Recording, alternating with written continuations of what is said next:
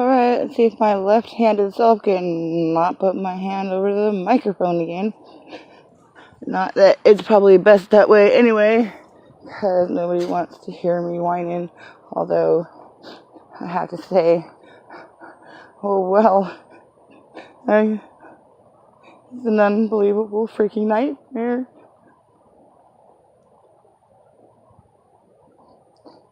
But, anyway, as far as me being the bad guy because of the garbage, I believe I mentioned that was because my garbage service was canceled and the people living here making $2,000 a month couldn't pay a dime towards the garbage, although the police told me I had to let them, their guests, and their guests stay on my couch. I had to feed them, clean up after them, provide them with toilet paper. For somebody who wasn't paying me a freaking dime. In fact, they were using the money they weren't paying me to pay people to bully me. Are you freaking kidding me? Yeah, it's a nightmare. Nightmare. All because my freaking neighbor. I love that too. All I gotta do is I don't want her. Really? Really, police? Really? Because you think I'm a goddamn prostitute because what? I make your thing tingle? That's the only freaking reason. Otherwise, I'm trash, right? I don't look like no pro, obviously, huh? And besides the furniture that I'm left with, I've gotten everything else cleaned up, is the 2 cars left by that freaking weirdo. And even though people keep telling me I can get rid of them, they're still there as a reminder.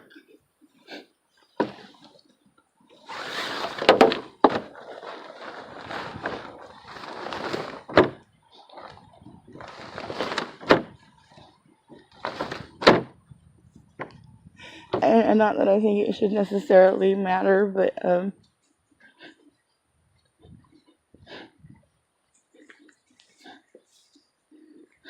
there's the garage. There's the garage.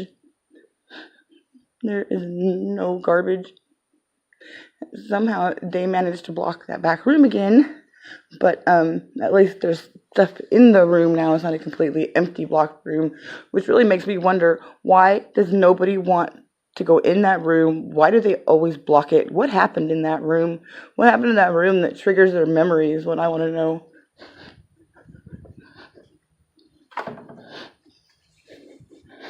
Something about obey.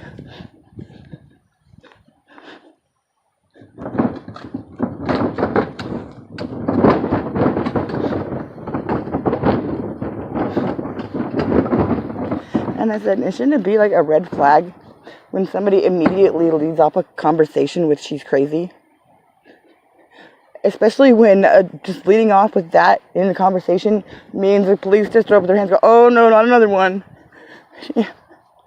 And not another fine-ass bitch and nobody fucking wants, but is screaming about being drugged and raped. Yeah, not another one of those. God damn, when are they ever going to get those bitches under control? Unbelievable. Fucking unbelievable. But you look at the jail roster for, what the hell was that for Nisqually? The Nisqually jail roster, DOC violation, DOC violation, DOC motherfucking violation. Are you kidding me? Are you kidding me? Well, me and my children are tortured and drugged and raped. Fucking just perfect. Just fucking perfect. Yeah, that's just fits perfectly with how lazy Americans are. We'd rather freaking put people in jail for DOC violations from a crime they committed 10 years prior. A crime that would have gotten them 30 days in jail. 10 years later, putting them on a DOC violation so they can threaten women with being arrested because they refuse to let their son continue to sugarcoat having armed fucking people in their house. That's where it escalated to because nobody will freaking help me because everybody denies. I don't even know what happened. I wasn't even given a number.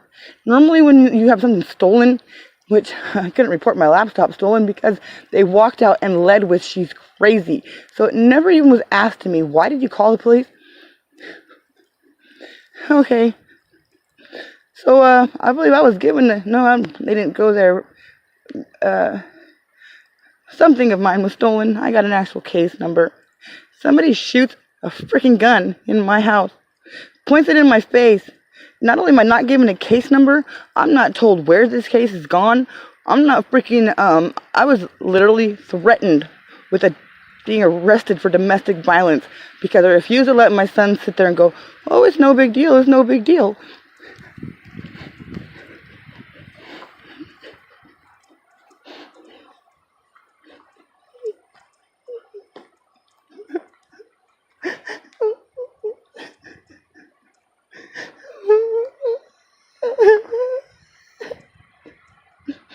That's what I said. You think this will be your daughters? I had done nothing wrong. Nothing. I had done nothing. I'd never been arrested. I was a registered voter. I had a legal driver's license. I own my own home. I did nothing wrong but leave a man who'd been threatening to leave me for years.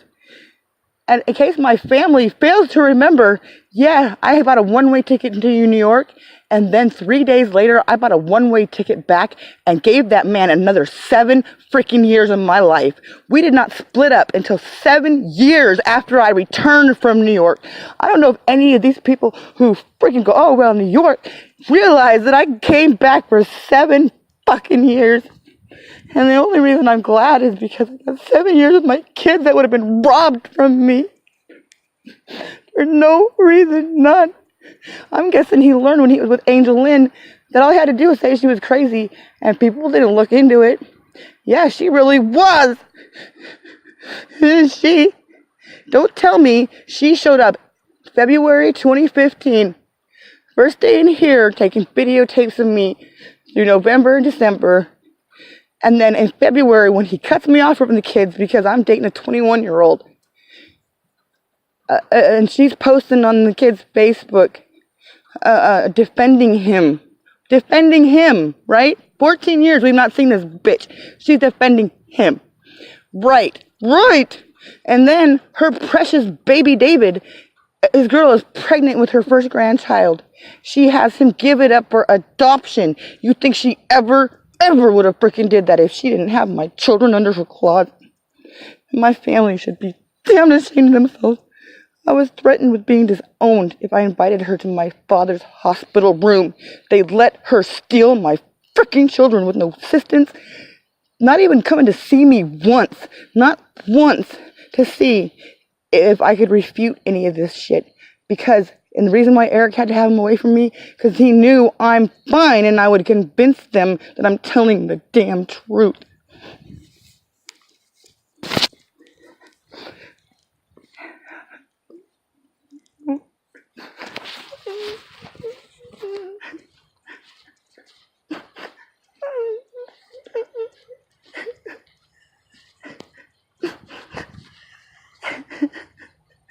I'm telling the truth so much that the neighbor who they handed me over to had been accused of eavesdropping on his ex-girlfriend when he was stalking her by going under her home and eavesdropping from her crawl space.